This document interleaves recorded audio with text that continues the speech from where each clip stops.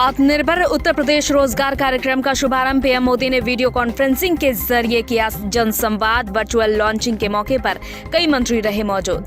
1 जुलाई से होने वाली 10वीं और 12वीं की परीक्षाएं अब नहीं होंगी। सीबीएसई ने दाखिल किया सुप्रीम कोर्ट में हलफनामा। सुप्रीम कोर्ट में सीबीएसई का नया प्लान मंजूर। पेट्रोल डीजल की कीमतों में आज फिर आई तेजी। लगातार 20वें दिन बढ़ी कीमत। दिल्ली में अब पेट्रोल भी 80 रुपए लीटर के पार। पेट्रोल और डीजल के दामों में लगातार बढ़ोतरी देखने को मिल रही है। 20वें दिन भी पेट्रोल और डीजल के दामों में बढ़त हुई और पेट्रोल भी अब 80 रुपए प्रति लीटर के पार हो चुका है।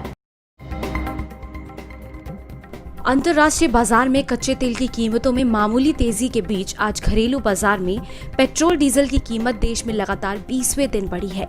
देश की राजधानी दिल्ली में पेट्रोल और डीजल दोनों की कीमत 80 रुपए के पार पहुंच चुकी है। भारतीय इतिहास में ऐसा पहली बार हुआ है जब डीजल पेट्रोल से महंगा है और दोनों के दाम 80 रुपए के पार कर गए हैं। दिल्ली में डीजल की कीमत में 17 पैसे की बढ़ोतरी के साथ अब नई कीमत 80 रुपए 19 पैसे प्रति लीटर हो गई है। वहीं पेट्रोल की कीमत में भी 21 पैसे की बढ़ोतरी हुई है। इन 20 दिनों में पेट्रोल 8 रुपए 87 पैसे और डीजल 10 रुपए 79 पैसे प्रति लीटर महंगा हो चुका है। डीजल की कीमत बढ़ने से आम आदमी पर इसकी चौतरफा मार पड़ेगी। इससे पब्लिक ट्रांसपोर्ट तो महंगा होगा ही, साथ ही महंगाई बढ़ने की भी संभावना है। तो वहीं कोरोना संकट के बीच आत्मनिर्भर उत्तर प्रदेश रोजगार अभियान का शुभारंभ पीएम नरेंद्र मोदी ने वीडियो कॉन्फ्रेंसिंग के जरिए किया। इस दौरान उन्होंने जनसंवाद भी किया, जहां सीएम योगी आदित्यनाथ भी वीडियो कॉन्फ्रेंसिंग में उनके साथ मौजूद रहे।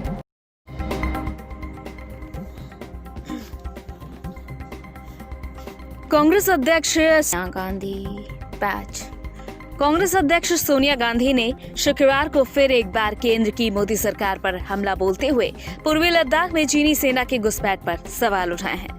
कांग्रेस की ओर से जारी किए गए वीडियो में सोनिया गांधी ने घुसपैठ को लेकर आरोप लगाया कि मोदी सरकार स्पष्ट जवाब नहीं दे रही है।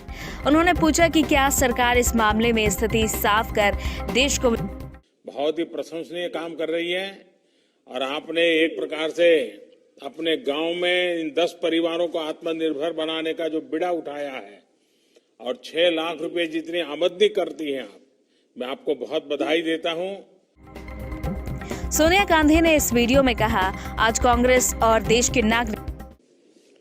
तिलक राम जी नमस्ते। अपना परिचय, अपने काम के विषय में थोड़ा बताइए तिलक राम जी। हम खेती करता हूँ साहब, और जैसे और पिपरमिंट लगाया था उसको काट लिया हूँ साहब, और अब धान लगाने वाले हैं। परिवार में कितने सदस्य हैं? माता जी है, पिताजी है, एक भाई है और मेरी बीवी है, 3 बच्चे हैं साहब। अच्छा, तो काम क्या करते हैं? काम यही खेती बाड़ी का करता हूँ साहब। अच्छा। और नरेगा में काम करता हूँ साहब। ये पीछे बहुत बढ़िया मकान बन रहा है आपका, तो बड़ा तगड़ा, क्या बात है? आपने कहा है साहब, प्रधानमंत्री जी आपने दिया है।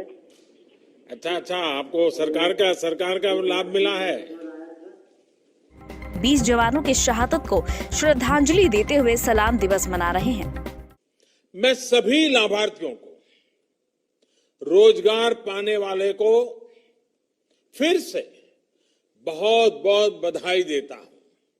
साथियों, उत्तर प्रदेश के सांसद होने के नाते मैं भी इस समय हर बार लगातार योगी जी के साथ संपर्क में रहता था। काशी के लिए बातें करता था, लेकिन पूरे उत्तर प्रदेश की बातें भी सुनता था। 1.25 करोड़ कामगारों की, कर्मचारियों की पहचान करना, 30 लाख से ज्यादा श्रमिकों के कौशल का, अनुभव का डेटा तैयार करना और उनके रोजगार की समुचित व्यवस्था करना, ये दिखाता है कि उत्तर प्रदेश सरकार और उसके सभी मुलाजिम, सभी बाबू कितनी तैयारी की है, कितनी सघन रूप से तैयारी की है, कितनी व्यापक रूप से तैयारी की है। जब से भारत और चीन के बीच विवाद शुरू हुआ है, तब से लगातार कांग्रेस सरकार को घेरती हुई नजर आ रही है। आज कांग्रेस अध्यक्ष सोनिया गांधी ने पीएम नरेंद्र मोदी पर तमाम आरोप लगाए हैं और उनसे साथ ही साथ चीनी घुसपैठ को लेकर सवाल भी किए हैं।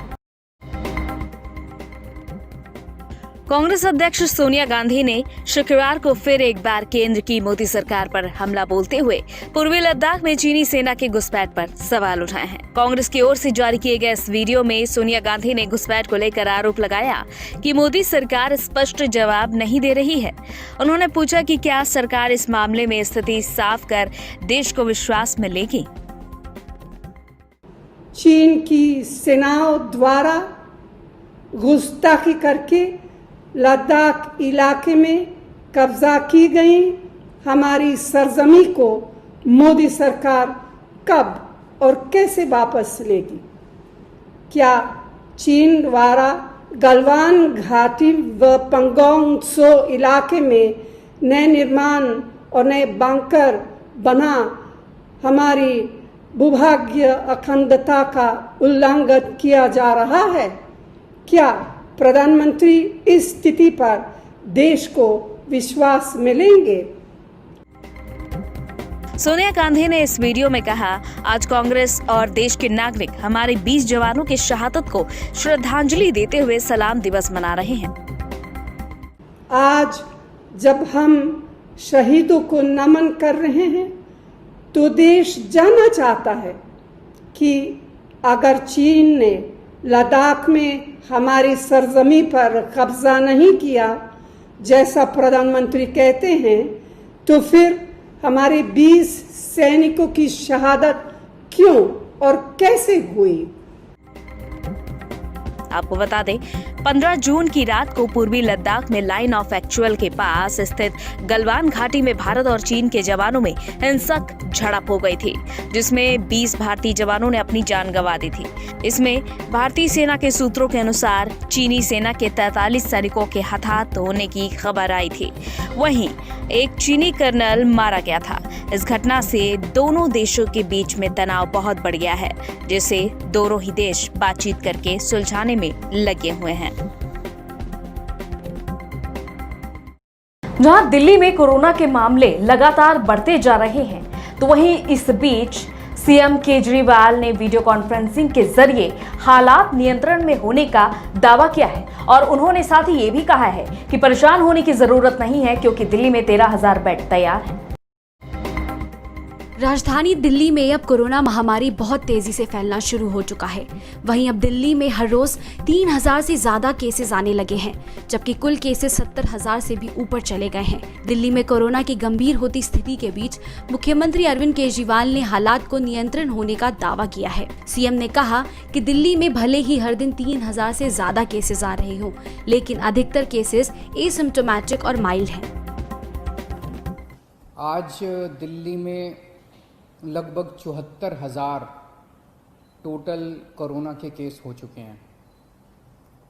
74,000 काफ़ी केसेस हैं, लेकिन इसको अगर हम थोड़ा समझने की कोशिश करें तो मैं यही कहूँगा कि अभी स्थिति काबू में है। चिंता की बात है, लेकिन घबराने की बात नहीं है।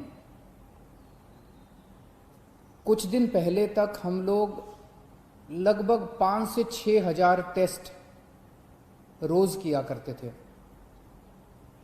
जब हम 5 से 6,000 टेस्ट रोज़ कर रहे थे तो 2 से 2,500 केस रोज आते थे पॉजिटिव।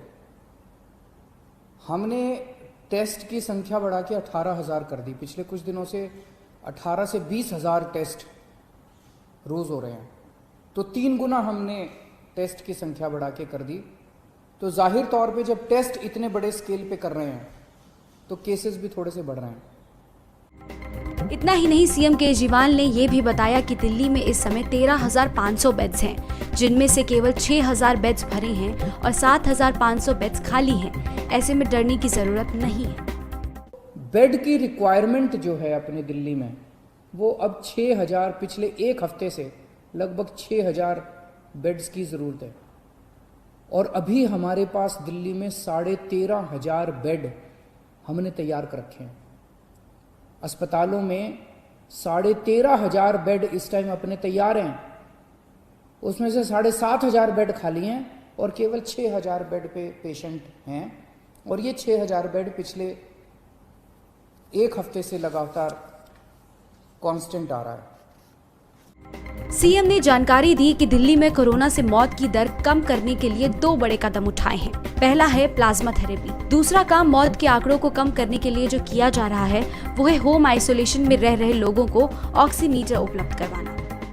तो प्लाज्मा थेरेपी के जरिए हमारी उम्मीद है कि हम मौत को कम करने में शायद सफल हो पाएं। एलएनजेपी अस्पताल के नतीजे ये दिखाते हैं। एलएनजेपी अस्पताल में पहले डेली जितनी मौत होती थी, आज उससे आधी से भी कम हो गई हैं पिछले कुछ दिनों में, जब से प्लाज्मा थेरेपी शुरू किया। तो हमें उम्मीद है कि आने वाले समय में इससे हम इसको कम कर पाएंगे। बहरहाल दिल्ली में लगातार बढ़ते मामले आम लोगों के लिए चिंता का विषय बन गए हैं और मामलों की बढ़ोतरी ने लोगों के अंदर डर भी पैदा कर दिया है, लेकिन सीएम केजरीवाल हालात नियंत्रण होने का दावा कर रहे हैं। सुप्रीम कोर्ट ने सीबीएसई का नया प्लान मंजूर कर लिया है और सुप्रीम कोर्ट की तरफ से सीबीएसई की 10वीं और 12वीं की परीक्षाएं रद्द कर दी गई हैं। कोरोना वायरस के चलते सुप्रीम कोर्ट ने अब कक्षा 10वीं और 12वीं की परीक्षा को रद्द कर दिया है।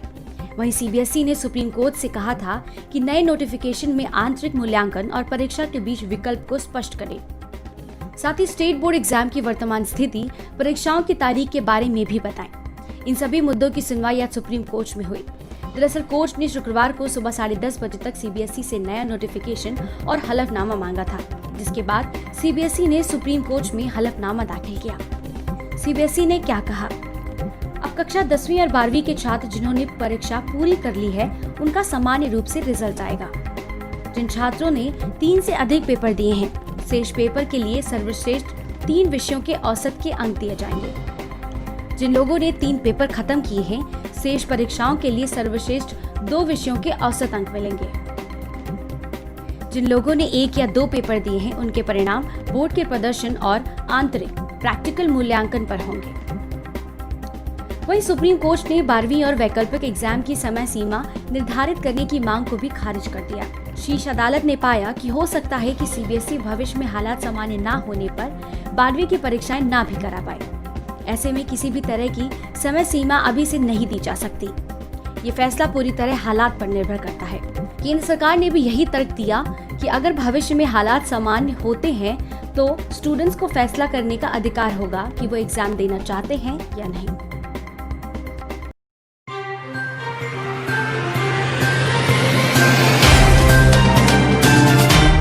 Subscribe now and press the bell icon. Never miss an update.